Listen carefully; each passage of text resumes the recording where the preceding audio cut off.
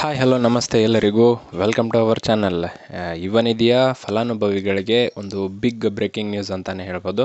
ಇದೀಗ ಒಂದು ಇಲಾಖೆ ಈ ಮಹತ್ವದ ಆದೇಶವನ್ನು ಹೊರಡಿಸಿದೆ. ಇನ್ನು ಮುಂದೆ ಯಾವುದೇ ರೀತಿಯಾದಂತಹ ಯುವನಿಧಿಯ ಅಮೌಂಟ್ ತಮ್ಮ ಖಾತೆಗೆ ಬರುವುದಿಲ್ಲ ಅಂತ ಕ್ಲಿಯರ್ ಕಟ್ಟಾಗಿ ತಿಳಿಸಿದ್ದಾರೆ. ಸ್ಥಗಿತಗೊಳಿಸಲಾಗಿದೆ ಅಂತಲೂ ಕೂಡ ಬರ್ತಾ ಇದೆ. ಹೌದು, ನೀವೇನಾದರೂ ಮೊದಲನೇದಾಗಿ ಸೇವಾ ಸಿಂಧು ಪೋರ್ಟಲ್ನಲ್ಲಿ ಹೋಗಿ ಅಲ್ಲಿ ನೀವು ನಿಮ್ಮ ಸ್ಟೇಟಸನ್ನು ಚೆಕ್ ಮಾಡಿದಾಗ ಪ್ರತಿ ತಿಂಗಳ ಹಣ DBT ಪುಷ್ಡ್ ಆಗಿದೆನಾ ಇಲ್ವಾ, ಪೆಂಡಿಂಗ್ ಇದೆನಾ ಅಂತ ತಿಳ್ಕೊತಾ ಇದ್ರಿ. ಆ ಒಂದು ಟ್ಯಾಬಲ್ಲಿ ಈಗ ಮಹತ್ವದ ಅಪ್ಡೇಟನ್ನು ನೋಡ್ಬೋದು ನಾವು. ಹಾಗಿದ್ರೆ ಆ ಅಪ್ಡೇಟ್ ಆದರೂ ಯಾವುದು, ಯಾವ ತಿಂಗಳಿಂದ ಈ ಹಣ ಬರೋದಿಲ್ಲ ಅನ್ನುವ ಒಂದು ಮಾಹಿತಿಯನ್ನು ಈ ವಿಡಿಯೋದ ಮೂಲಕ ತಿಳಿಸೋಕ್ಕೆ ಇಷ್ಟಪಡ್ತಾ ಇದ್ದೀವಿ. ನೀವೇನಾದರೂ ನಮ್ಮ ಚಾನಲ್ಗೆ ಹೊಸಬರಾಗಿದ್ದರೆ ಈ ಕೂಡಲೇ ಸಬ್ಸ್ಕ್ರೈಬ್ ಮಾಡ್ಕೊಳ್ಳಿ. ಹಾಗೆ ಹೊಸ ವಿಡಿಯೋಗಳ ನೋಟಿಫಿಕೇಷನ್ಗಾಗಿ ಬೆಲ್ ಐಕಾನನ್ನು ಕ್ಲಿಕ್ ಮಾಡೋದು ಮರಿಬೇಡಿ. ಸರಿ, ವಿಡಿಯೋವನ್ನು ಸ್ಟಾರ್ಟ್ ಮಾಡೋಣ. ಸೊ ನಿಮಗೆ ನಾನಿಲ್ಲಿ ಸೇವಾ ಸಿಂಧು ಪೋರ್ಟಲ್ನಲ್ಲಿ ಹೇಗೆ ನಾವು ಯುವನಿಧಿಯ ಸ್ಟೇಟಸನ್ನು ಚೆಕ್ ಮಾಡ್ತಿದ್ವಿ ಅನ್ನುವ ಒಂದು ಟ್ಯಾಬನ್ನು ತೋರಿಸ್ತಾ ಇದ್ದೀನಿ. ನೀವಿಲ್ಲಿ ನೋಡಬಹುದು. ಸೊ ಇಲ್ಲಿ ಪ್ರತಿ ತಿಂಗಳು ಕೂಡ ನಮ್ಮ ರಿಜಿಸ್ಟರ್ ನಂಬರ್ ಮತ್ತು ತಿಂಗಳು ಮೆನ್ಷನ್ ಮಾಡಿದ್ರೆ ಸಾಕು. ಆ ತಿಂಗಳ ಹಣ ಬಂದಿದೆನಾ ಬಂದಿಲ್ವಾ ಮತ್ತು DBT ಪುಷ್ಡ್ ಪೆಂಡಿಂಗ್ ಈ ರೀತಿಯಾದಂತಹ ಒಂದು ರೀಸನ್ಸ್ಗಳು ನಮಗೆ ಕಾಣ್ತಾ ಇದ್ವು. ಬಟ್ ಈಗ ಏನಾಗಿದೆ ಅಂತಂದರೆ ನೀವಿಲ್ಲಿ ನೋಡಬಹುದು,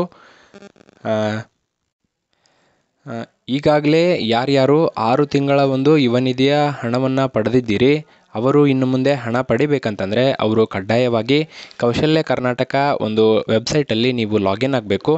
ಹೌದು, ಲಾಗಿನ್ ಆಗದೇ ಇದ್ದರೆ ಅಂದರೆ ವೆರಿಫೈ ಮಾಡ್ಕೋಬೇಕು. ವೆರಿಫೈ ಮಾಡ್ಕೊಳ್ದೇ ಇದ್ದರೆ ನಿಮ್ಮ ಒಂದು ಹಣವನ್ನು ನಾವು ಸ್ಥಗಿತಗೊಳಿಸ್ತೇವೆ ಅಂತ ಅವರು ಕ್ಲಿಯರ್ ಕಟ್ಟಾಗಿ ಮೆನ್ಷನ್ ಮಾಡಿದ್ದಾರೆ.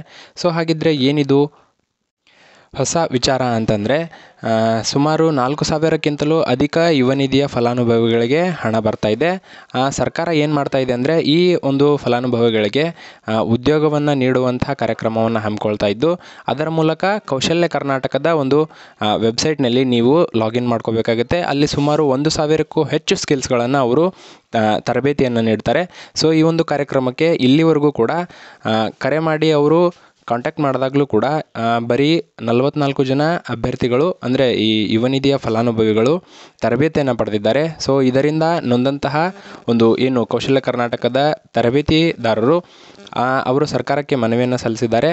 ಸೊ ಸರ್ಕಾರ ಇದರಿಂದ ಎಚ್ಚೆತ್ತುಕೊಂಡು ಸುಮಾರು 6 ತಿಂಗಳಿಂದ ಯಾರ್ಯಾರು ಹಣವನ್ನು ಪಡೆದಿದ್ದಾರೆ ಅವರು ಕಡ್ಡಾಯವಾಗಿ ಯುವನಿಧಿಯ ಒಂದು ID-ಯನ್ನು ಬಳಸ್ಕೊಂಡು ಕೌಶಲ್ಯ ಕರ್ನಾಟಕದ ಆ್ಯಪ್ನಲ್ಲಿ ಅಂದರೆ ವೆಬ್ಸೈಟ್ನಲ್ಲಿ ಲಾಗಿನ್ ಮಾಡ್ಕೋಬೇಕು. ಲಾಗಿನ್ ಮಾಡ್ಕೊಳ್ತಾ ಇದ್ದರೆ ಯಾವುದೇ ರೀತಿಯಾದಂಥ ಹಣವನ್ನು ನೀಡೋದಿಲ್ಲ ಅಂತ ಅವರು ಕ್ಲಿಯರಾಗಿ ತಿಳಿಸಿದ್ದಾರೆ.